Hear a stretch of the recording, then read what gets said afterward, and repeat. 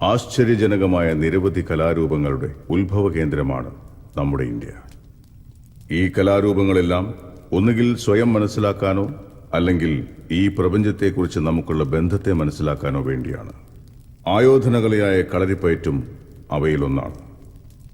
കളരിപ്പയറ്റിനെ ഏറ്റവും പ്രാചീനവും എല്ലാ ആയോധനകലകളുടെയും മാതാവായുമാണ് കണക്കാക്കുന്നത്. കളരി യാത്രയിലൂടെ ഒരാൾക്ക് ആത്മസാക്ഷാത്കാരം നേടാനും പ്രപഞ്ചവുമായി ഒന്നാവാനും സാധിക്കുന്നു.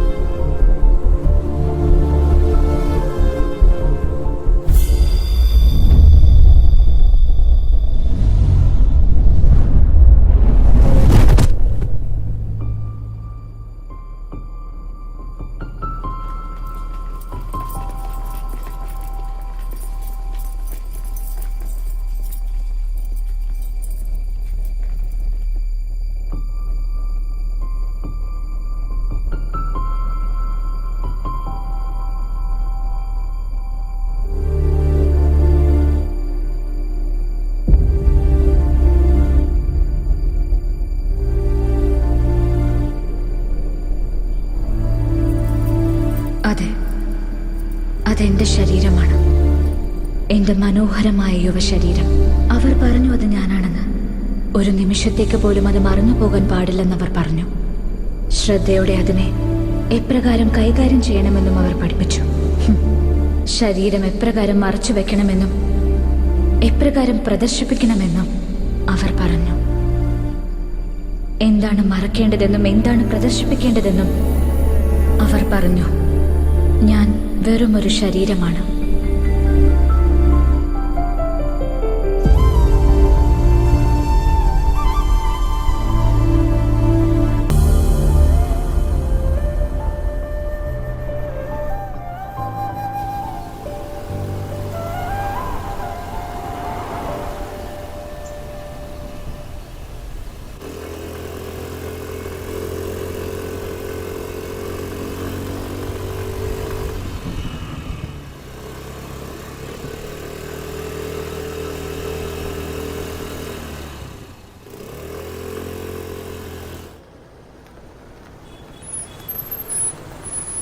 Hello, excuse me sir. Yes. Sir, Nithya താമസിച്ചിരുന്ന ഫ്ലോർ ഏതെന്ന് അറിയോ?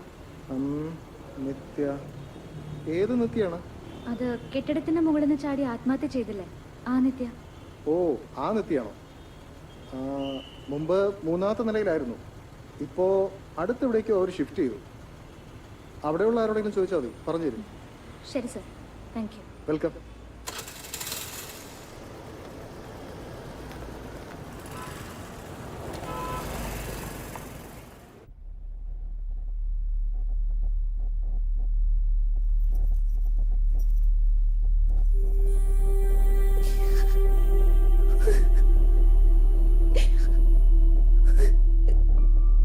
അവള് മരിച്ചിട്ടില്ല.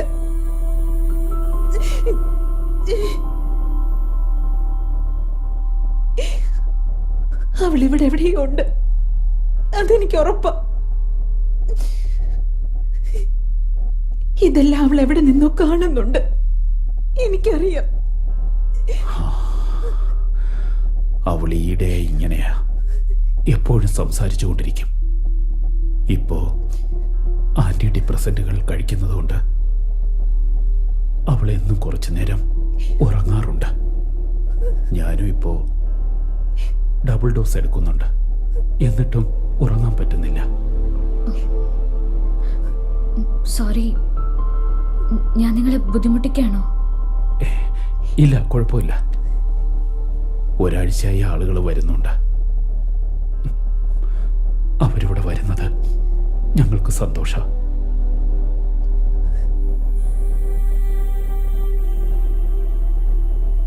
മോളെ, നീ അവളെപ്പോലെയുണ്ട്.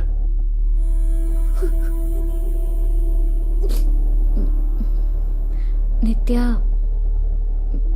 നിങ്ങളുടെ ഏകമകളല്ലേ? അതെ, 4 വർഷം കാത്തിരുന്നിട്ട് അവൾ ജനിച്ചത്. ഇവിടെ എന്ത് സന്തോഷമായിരുന്നെന്നറിയോ? ഞങ്ങളുടെ നാട്ടിൽ പെൺകുട്ടികൾ ഉണ്ടായാൽ ആളുകൾ ആഘോഷിക്കും. എന്ത് സുന്ദരിയായിരുന്നോ അവള്. നേഴ്സ് അവളെ എടുത്തിട്ട് എത്ര സന്തോഷത്തോടെയാ എന്നെ കാണിച്ചെന്നറിയോ? അവളെ നോക്കിയിട്ട് അവര് പറയും അവള് വെണ്ണക്കട്ടി പോലെയാണെന്ന്. അത്രയ്ക്ക് സുന്ദരിയായിരുന്നു. ഞാൻ എന്റെ മകളെ സുന്ദരിയായ ഒരു ദേവിയെ പോലെ ഒരുക്കുമായിരുന്നു, മാലയും വളയും പൊട്ടും ഒക്കെ വെച്ച്.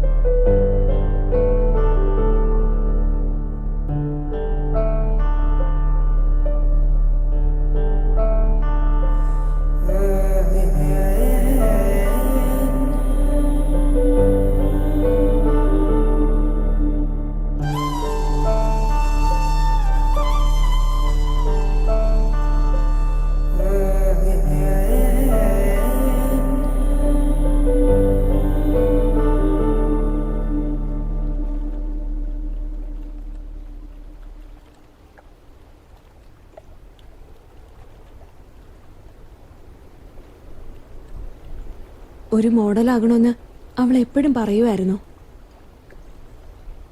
കുട്ടിയായിരിക്കുമ്പോൾ ഒരു അഡ്വർടൈസ്മെന്റിൽ അവൾ കൃഷ്ണനായി ആക്ട് ചെയ്തിരുന്നു.